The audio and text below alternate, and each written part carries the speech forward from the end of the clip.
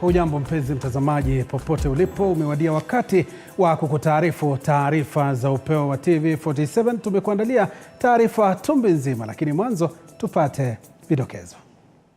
Yajayo katika Upeo wa TV47. Watu wawili wauawa na wezi wa mifugo katika eneo la Loruk, kaunti ya Baringo. Hao wakora wote, mimi nataka nimwambie rais amesema mambo yao ni matatu. Huku Rais William Ruto akiwaonya majangili Turkana. Mahakama ya mazingira yafutilia mbali kesi inayopinga uagizaji wa vyakula vya teknolojia kisaki GMO. Na waziri wa usalama wa ndani Kithure Kindiki asema kuwa machafuko ya Sondu yamechochewa kisiasa.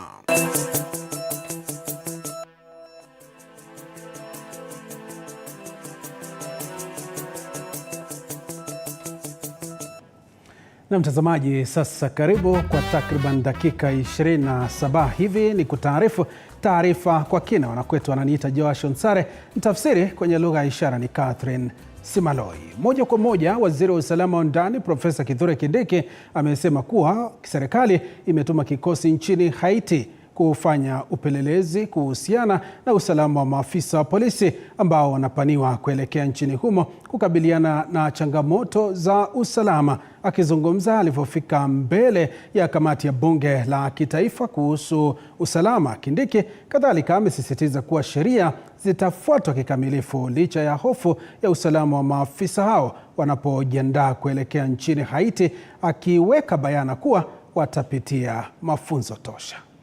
We have already dispatched an assessment team to Haiti composing of representatives of the National Police Service, the Inspector General Police is here, but also the Foreign Affairs Ministry and other stakeholders that are critical to give us an assessment before the necessary procedures are initiated as a basis of due diligence on the viability of this mission.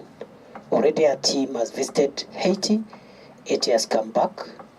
Number two, we are engaged with the diplomatic community through the United Nations. And another mission will be dispatched to the United Nations early next week, which will be led by the Minister for Foreign Affairs for purposes of just making sure that the legal and diplomatic arrangements are in place. I also want to inform the committee and the country that this being an international United Nations mission, this mission shall not cause the expenditure of any funds by the Kenyan government because it is a UN-funded mission. And that's why we said sent very senior officers to Haiti to assess the situation there.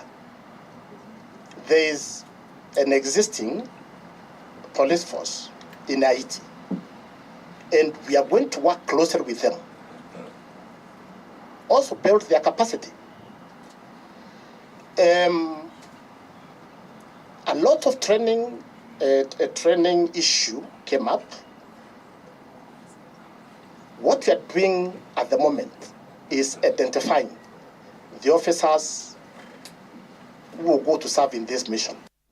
Na mtazamaji, tusalie katika masuala ya kiusalama. Hali ya taharuki imetanda katika maeneo ya Loruk na Kosile katika eneo la Baringo kaskazini katika kaunti ya Baringo baada ya wezi wa mifugo kuwaua watu wawili waliokuwa malishoni na kisha kuiba mifugo wao. Mtu mmoja aliuawa hapo jana katika eneo la Loruk na mwingine kuuawa hii leo adhuhuri katika eneo la Kosile. Kumekuwa na makabiliano makali kati ya polisi na majangili hao katika juhudi za kurejesha hali ya utulivu katika eneo hilo. Na kama Eric Matika anavyoarifu, Rais William Ruto amewaonya majangili hao akisema kuwa siku zao zimehesabiwa. Huzuni imetanda katika maeneo ya Baringo Kusini ambapo watu wawili wamepoteza maisha yao wakiwa malishoni na mifugo wao kuibiwa na majangili. Kamanda wa polisi wa Baringo Julius Kirangu akithibitisha kisa hicho kwa njia ya simu, alisema ametuma polisi kurejesha hali ya utulivu katika eneo hilo. There were 3 of them herding together and amongst the herd was mine. Unfortunately, my herd's boy by the name Christopher is the one who has lost, whom we've lost. And the other 2 were lucky to have run from the scene. The body was found at around 2 o'clock today. And now we see that this is becoming a trend whereby we are losing young men all the time to bandits. Na tuseme jana pekee.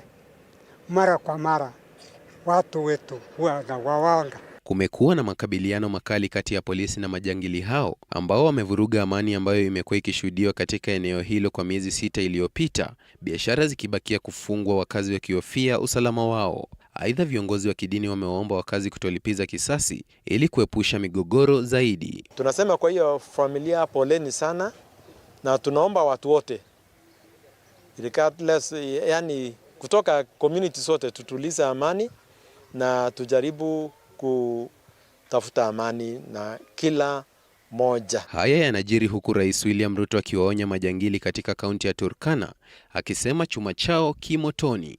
Wakati huo huo, gavana wa Turkana Jeremia Lomurukai ameitaka serikali itilie mkazo suala la kulainisha mipaka kati ya kaunti ya Pokot, Baringo na Turkana. Wakora tumewatoa kule Baringo, tumewatoa kule Elgeyo Marakwet.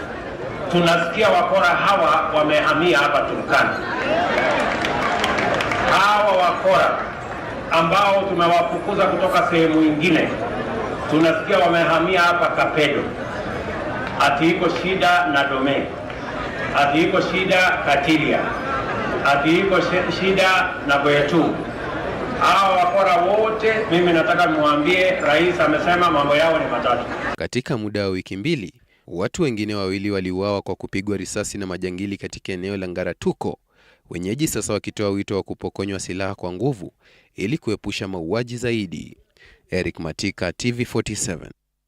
Tuachane na taarifa hiyo. Mahakama Kuu imetupilia mbali kesi iliyopinga ukuzaji na uagizaji wa vyakula vya GMO nchini. Kwa mujibu wa mahakama, walalamishi hawakuwasilisha ushahidi wa kutosha kuthibitisha kuwa vyakula vya GMO vina madhara kwa binadamu. Katika uamuzi wake, Jaji Oscar Angote amewataka Wakenya kuamini taasisi ambazo zimetwikwa jukumu la kuangazia usalama wa vyakula nchini. Grace Kuriakanja na taarifa hiyo.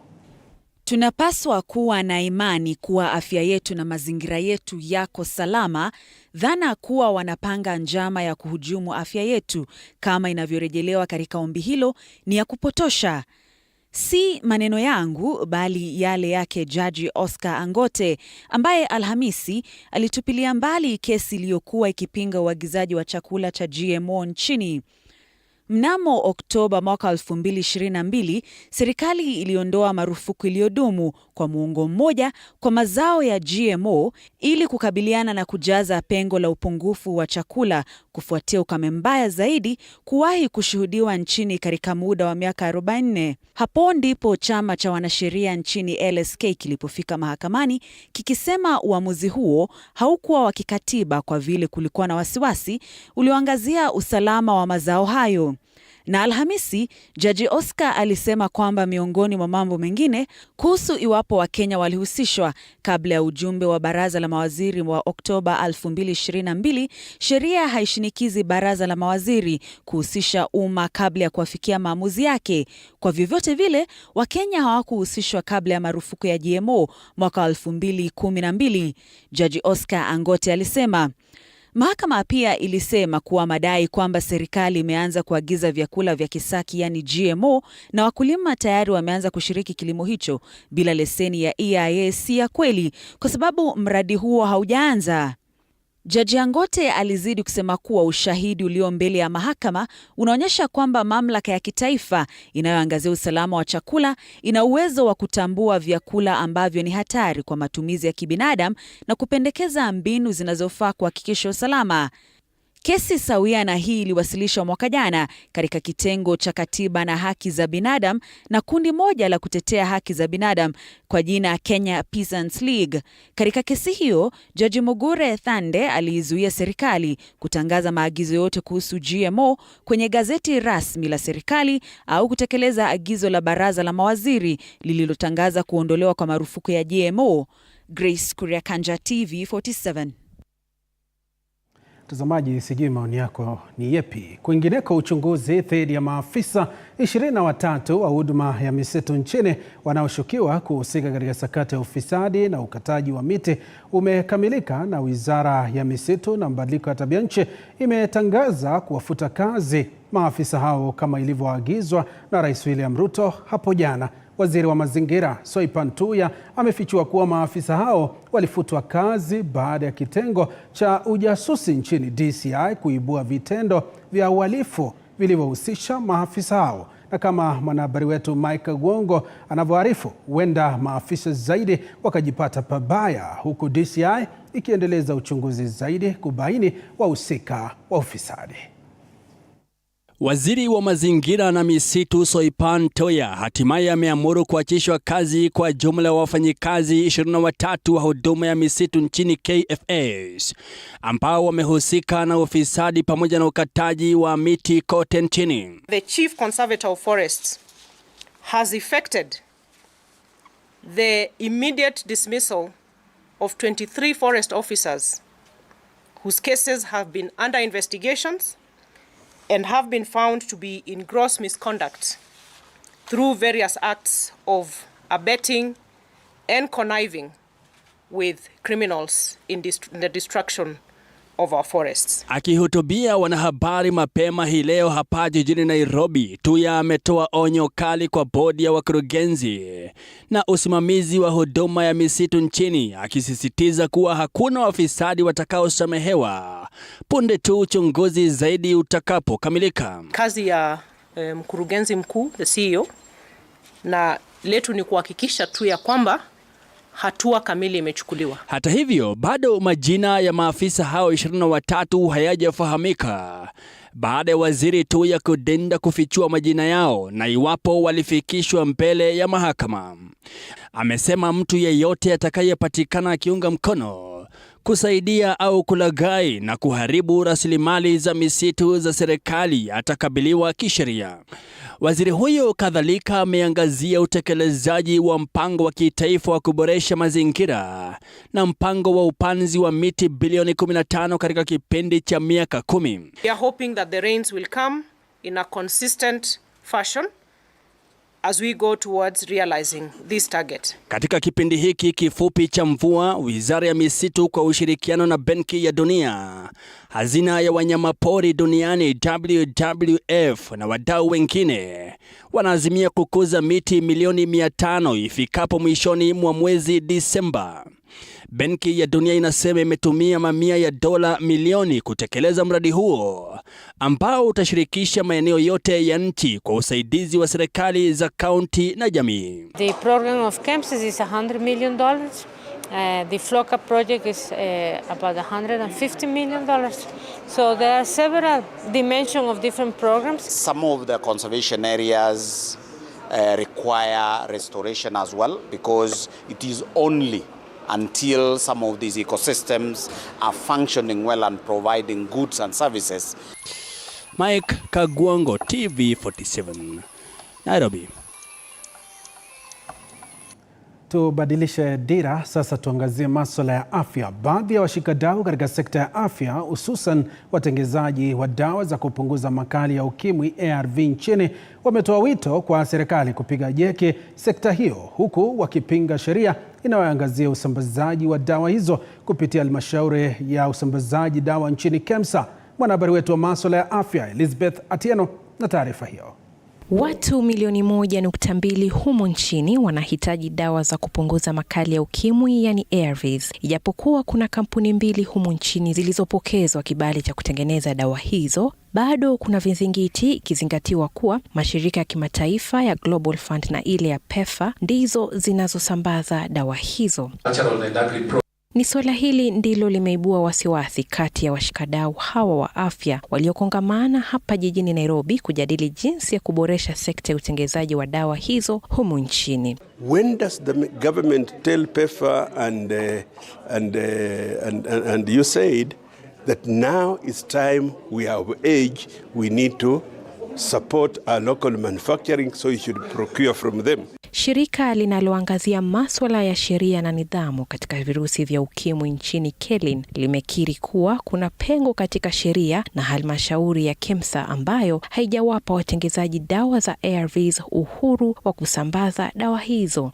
KEMSA, that is very preferred by donors or by the government, does not have good and favorable system that promote local manufacturers to want to work with them. They delay in payment, they delay in supplying issues, and that's a big challenge for local manufacturers. In my view, there's no need to buy medicines, keep them in a big warehouse. Some of them expire, then you have problems of the transportation.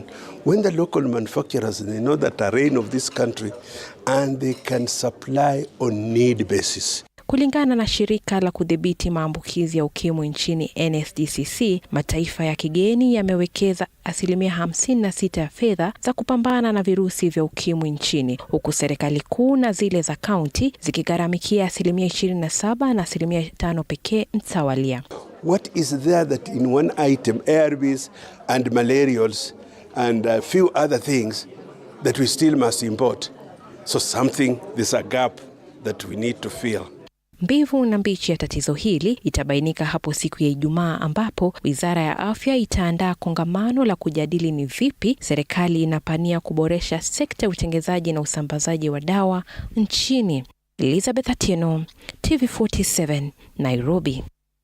Tukiangazia taarifa nyingine, hali ya huzuni ilitanda katika kijiji cha Okiludo katika eneo bunge la Teso Kusini, kaunti ya Busia, kufuatia kisa cha mwanaume mmoja kuaga dunia baada ya kuvutwa na mashine ya kusaga sukari nguru alipokuwa akiweka miwa kwenye mashine hiyo. Kulingana na walioshuhudia kisa hicho, mwanaume huyo Brian Etiang mwenye umri wa miaka 22 kutoka kijiji cha Asiriam alikuwa kwenye kibarua cha kusaga miwa ya kutengeneza sukari nguru kabla ya kuteleza na nguo aliyokuwa ameivaa kuingia kwenye mashine na kumvuta, huku jitihada za wenzake kumwokoa zikiambulia patupu. Wakazi wa eneo hilo wametoa ushauri kwa vijana wanaoendesha kazi hiyo kuwa waangalifu wanapotekeleza kazi yao. Alikuwa analisha hiyo mashini miwa. Sasa ni kama mashini ilivuta nguo ikajumlisha na miwa, ndio maana haya maafa yakatokelezea. Kulingana na kazi yenye wanafanya imekuwa ni hatari. Kitu kama hiyo, hata kama hiyo mashini ikifanyika, kisanga ikifanyika, hata upige nduru, kwa sababu ni kitu iko na kelele mingi na pia iko na speed.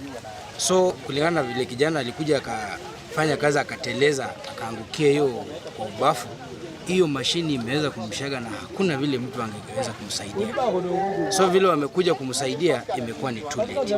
So naomba tu kwa wale wenye wanafanya wao waangalifu, kwa sababu mashini kama hiyo imefanyika tena Burumba huko, ilikuja kavunja mtu mkono, ikabidi wakate mkono. Tunaomba tu wao waangalifu, kwa sababu ni hali ya kutafuta, imetokea. Mimi ningeomba, hii kitu imefanyika na ni mara ya kwanza. Mimi ningeomba serikali itoe hizi mashini zenye kwa hii area kama hizi. Itoe. Juu hizi mashini hizi haina mtu mwenye ako qualified. Ni mashini tu wanaleta tu kwa sababu tu ya kutafuta. Kweli sasa hakuna kazi. Kazi yenye tunaona tu kweli kama sisi vijana ni. Lakini sasa hatuna experience yoyote. Wenye wanatuajiri kwa hizi kazi kama mwenye mashini ama mwenye amekomboa mashini anaandika tu kwa sababu pia anataka tu sisi pia tupate, lakini pia mashini aandike mimi kama niko na makarata, niko qualified. Tuangazie kwingine. Walimu wa chekechea ambao wamekuwa wakijitolea kutoa mafunzo kwa zaidi ya miaka 15 katika shule mbalimbali kaunti ya Meru wamelalamikia serikali ya kaunti hiyo kwa kuwatenga wakati wa uajiri wa walimu licha yao kuwa kwenye orodha ya uteuzi. Wakizungumza na wanahabari, walimu hao wameelezea masikitiko yao baada ya walimu wengine kuchukua nafasi zao na kutumwa katika shule walizokuwa wanatoa mafunzo licha ya kuwa na stakabadhi za kufuzu na uzoefu hitajika. Baadhi ya walimu waliacha kazi katika shule za kibinafsi na kujitolea katika shule za umma ili kupata uajiri, lakini kufikia sasa hawajaajiriwa. Wameomba serikali ya kaunti ya Meru kuingilia kati ama kuangalia upya uajiri huo, kwani wanaamini kumekuwa na mapendeleo kwenye mchakato mzima. We are ECD teachers from Meru County. We have been volunteering in the schools that we are teaching. Kukakuwa na chance ya sisi kupata kazi in the county. Kukakuwa na interview and we were shortlisted na tuka-attend the interview. So wakati wa kuendea the appointment letters, as the teachers wenye wamevolunteer in those schools, hatujapata any message kwenda kuchukua appointment letter. Sasa ndio tunashangaa what has happened, na ni sisi tunafunza hizo shule. Hatujapata any messages to receive the appointment letters. Tunataka kujua which criteria was it used ndio waweze kuita hao watu wakuja wachukua appointment letters. Kindly we are asking our governor atuambie ni criteria gani ilitumiwa. Sasa sisi tuko hapo shule, tutaenda wapi? Tutapave way for the people who are coming. Na sisi ni hapo ndio tuko na kazi. We are mothers. Here we are mothers, hakuna msichana ako hapa. Tunataka kujua where are we going? Tujue tulifanya nini mbaya ndio tusipate appointment letter. When I went for the interview, I went there, I answered all the questions very well, and now to my surprise is that I was never among those that got the opportunity. Ombi letu ni tupewe barua tufunze shule zenye tuko. Sisi tunaomba tupewe kazi mahali tuko. Hizo barua hao wamepewa ziwe cancelled, sisi tupewe barua juu ni sisi tunafunza hizo shule. Kwingineko, maafisa wa polisi mjini Thika, kaunti ya Kiambu, wanamzuilia mfanyabiashara maarufu ambaye anadaiwa kuwa mlanguzi wa bangi na washirika wake waliokamatwa na bangi yenye thamani ya shilingi milioni 4.3 katika mtaa wa Kiandutu. Inaarifiwa kwamba kamanda wa polisi wa kaunti ya Kiambu, Paminas Kioi, alifichua kuwa mfanyabiashara huyo alikamatwa pamoja na mwanamke na mwanaume wakiwa na kilogramu 53 na kilogramu 58 za bangi mtawalia. Mfanyabiashara asiyetambulika alikuwa na kilogramu 33.25 za bangi iliyotoka kwa watu kutoka Ethiopia.